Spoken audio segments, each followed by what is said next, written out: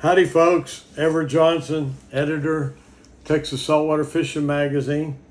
Want to talk to you real quick about our July issue. We've been working hard to make sure it's jam-packed with fishing info for you, and we have a lot to celebrate this month. Starts off with the 4th of July, Independence Day of our great nation. So everybody needs to get out and celebrate that. Please do it sensibly and safely, and involve the family.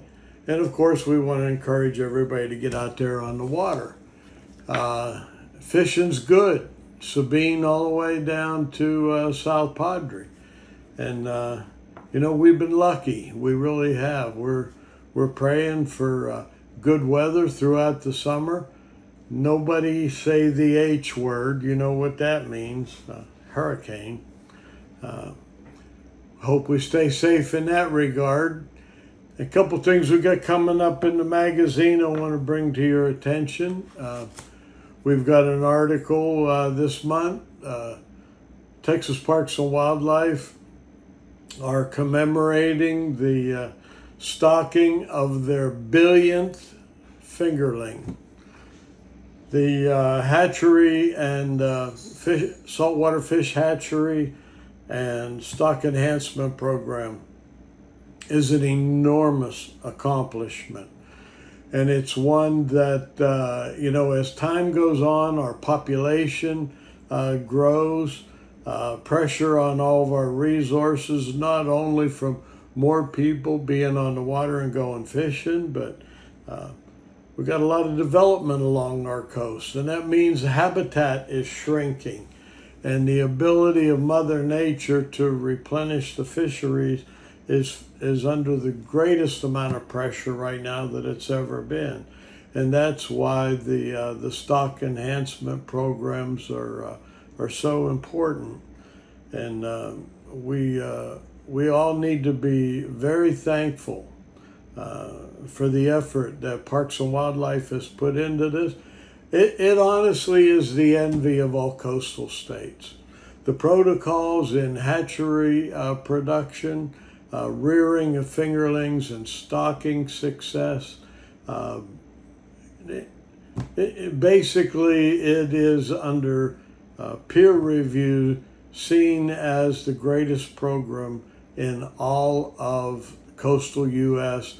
And what Texas is doing is actually copied even in other countries around the world. So fantastic accomplishment. Kudos to Parks and Wildlife for undertaking this, and all the great organizations that have helped fund it along the way, especially CCA Texas and all the other fine groups that have gotten behind it and contributed so generously to making it a success. Good on everybody.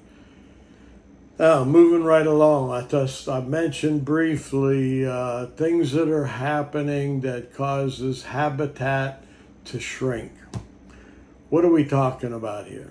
Well, coastal development. A lot of bulkheaded coastal communities, subdivisions, etc., springing up along our coast. These have an impact. Creation of larger, deeper, wider ship channels. We hear about this often in Galveston Bay. We also have it going on in Matagorda Bay. The Matagorda Ship Channel Improvement Project to deepen and widen what is seen as one of the more dangerous channels in all of the coastal U.S. It needs to be re-engineered, reconstructed. However, having said that, and we need to continue to support our industries with these kind of efforts, they must be done correctly. And so what we've got right now is a large project trying to happen, let's say, on the cheap. And that's not good for our fisheries, It's not good for the ecologies of our bays. And we have an article this month from CCA Texas, written by Shane Bonneau. Very good article. And he's discussing some major projects that CCA is involved in representing our recreational angler interests. We are asking that these projects not be eliminated, but be re-engineered to the extent of mitigating the changes that the channel in Matagorda Bay will bring to those waters. We want to see the dredge spoil disposal done in beneficial ways to nourish and enrich beaches, to encourage the growth of seagrasses. There's going to be critical habitat in the form of oyster reefs being diminished through the reconstruction of the channel. We want to make sure that those are mitigated by creation of new reefs, and they can be done. It's a good project. It can be a great one if it's done correctly. Ditto the desal project down in Corpus Bay. We need more fresh water. Texas is very soon to be out of enough surface waters to fuel our human need and agriculture need, industrial need. Desal's the way of the future, but it must be done correctly. So we are asking that the intake and discharge, the effluent from the desal process be relocated offshore. The present permit specifies that the effluent would be discharged into the bay.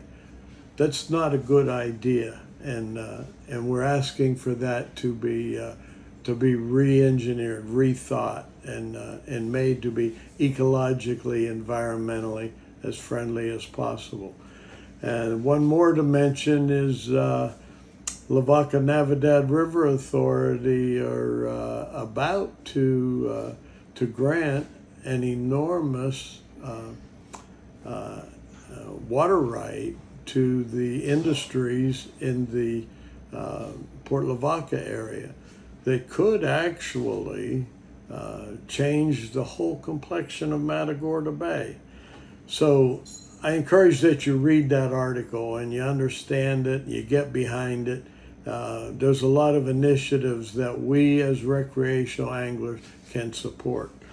So get out there on the bay, enjoy the great fishing, get the family involved. Before you go, make sure everybody's signed up for the Star Tournament. And with that, I'm going to tell you, great fishing. Get out there and enjoy it. We'll see you next month.